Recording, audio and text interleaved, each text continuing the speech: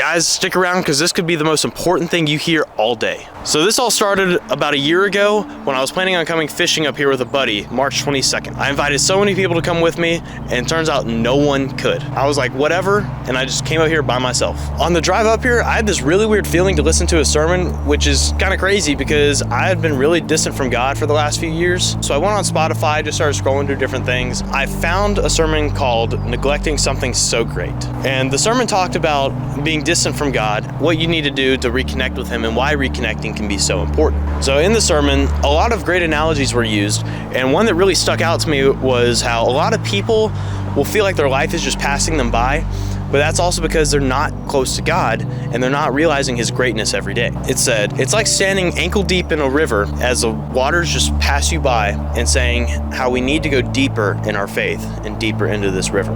That really stuck out to me because a lot of times I'll come out here to the river and I will get a lure stuck or something, and I really just don't want to go that deep to get it because I don't know if there's like snapping turtles or something that's gonna bite me in there, and I get really nervous sometimes, and so I'd rather just snap off than go deep and get like a $15 lure or something. Then I'm like, well, crap, now I'm at 15 bucks.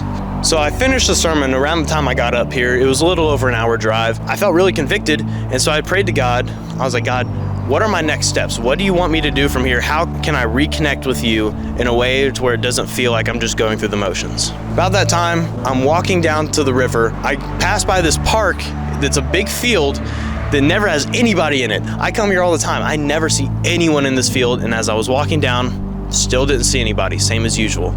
And I come walking down around the river, and the trail goes up against the bank, and there's a tree line. And when the river bends, you can't see this park benches on the other side, but you can see it when you first enter the field. And when I looked at it before, there was nobody there.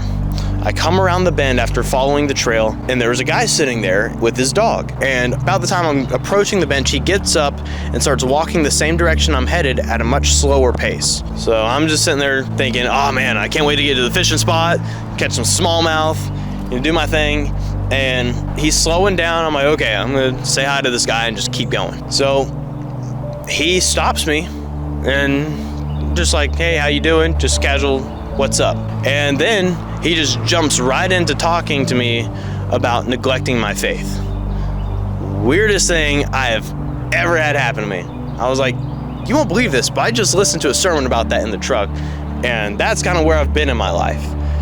And he just started talking to me like he knew what I was going through and knew what he needed to say to me. So as I started talking to this guy, he told me his name is Shane, and he started telling me things I can do to reconnect with God based on his testimony. He went through his entire testimony with me and told me everything that he did to reconnect with God and gave me advice on how I can apply that to my own life. He started telling me it starts with being thankful for what you have. He reached in his backpack and he pulled out this thank you card right here. It's very faded because I keep it on the dash of my truck so I can remember this story every day, no matter where I'm at, where I'm going. I can remember the things he said to me. Remember, I need to be thankful, talk to God, read my Bible, and just do what I can to connect with God and be thankful for everything in my life, everything that God has given me. We ended up talking for over an hour about his testimony and everything he advised I could do to reconnect with God. And we went and parted ways, but just before we parted ways, he gave me his phone number. He texted me a video right then and there on reconnecting with God. It was only like a 3 or 4 minute video, and I watched it that night and it really helped. But we said goodbye. I was like, hey man, have a nice day. Thank you so much for talking with me. And I turned around and took one cast with my fishing rod, turned back around. I hadn't even reeled it in yet. I turned back around and he was gone. He wasn't there. Shane was gone. The dog wasn't there. Nothing. And at the time, I didn't really think a whole lot about it. I was like, okay, maybe he just disappeared around the tree line. I can't see him anymore. When you think about it, I was like, I don't think he really had enough time to get around that tree line unless he was like going prone in some grass or something. I couldn't say, I don't know. But I start fishing, have a great fishing day that day. I can link that video below. And then later that night, when I watched the video he texted me, I sent him a thank you afterwards. Hey man, thank you so much for talking with me. Thank you for sending me that video. It's very encouraging. And he didn't respond. Somebody else responded saying, who's Shane? I don't know Shane. And turns out it was some girl. And here's all the text messages.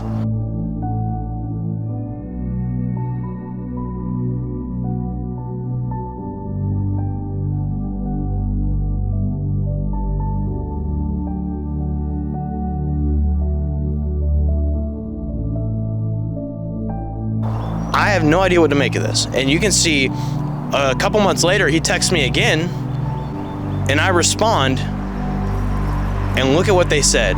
This ain't Shane. Stop responding. That was weird. I was like, is this guy even real? What is going on right now?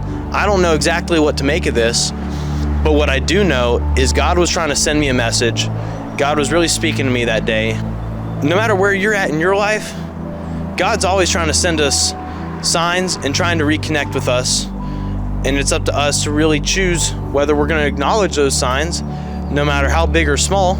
I know God sent me other signs before then that I was just kind of neglecting. And it took him to really get in my face about it before I was like, okay, I need to get serious about my relationship with God.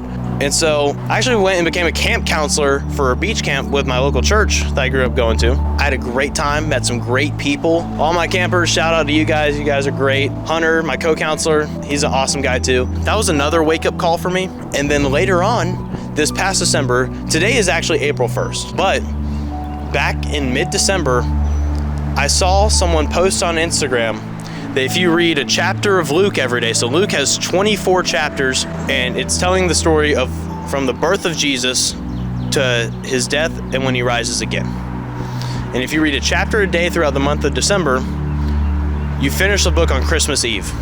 And then on Christmas Day, you celebrate the birth of Christ. And I was like, man, that'd be really awesome to do. I'd love to do that.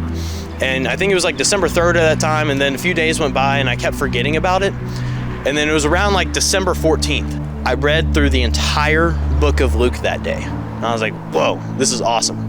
And so then at work, I don't really have to talk to anybody. I'm just doing orders. And I started from Genesis 1 and started reading the Bible on audio. Today is April 1st, and yesterday I finished the book of John. And it has been really eye-opening. I'm so excited to finally finish reading the Bible and then go back and really dive in deep with certain parts, take some notes, and really dissect everything that I've been reading. But reading it in this manner very quickly has helped me keep track of everything going on, help everything stay close in my memory. And so I just want to encourage you guys, if you're able to, even if you're just driving to work, in the car, anything, go and listen to, I think it's the NIV version on the Bible app. There's 3 different versions of audio for it, but I've been using I think it's like the cinematic audio, but it has really been helping me reconnect in my faith. Shout out to Shane. If you're a real person, the story is crazy. I don't know what to make of it, but whoever you are, thank you for talking to me that day. And praise God, man, because this has been a crazy year since that happened. It was a year ago last week that happened to me. So, and this is actually the same spot. I'm up here filming for the day. So whenever this video drops, be sure to check it out. We're gonna be out here fishing for the bass slam. But I hope that story can really encourage some of you guys if you're struggling in your walk, or if you're going strong right now and just looking to hear something inspirational or something to just help you along. I hope that this story can really help anyone who needs to hear it.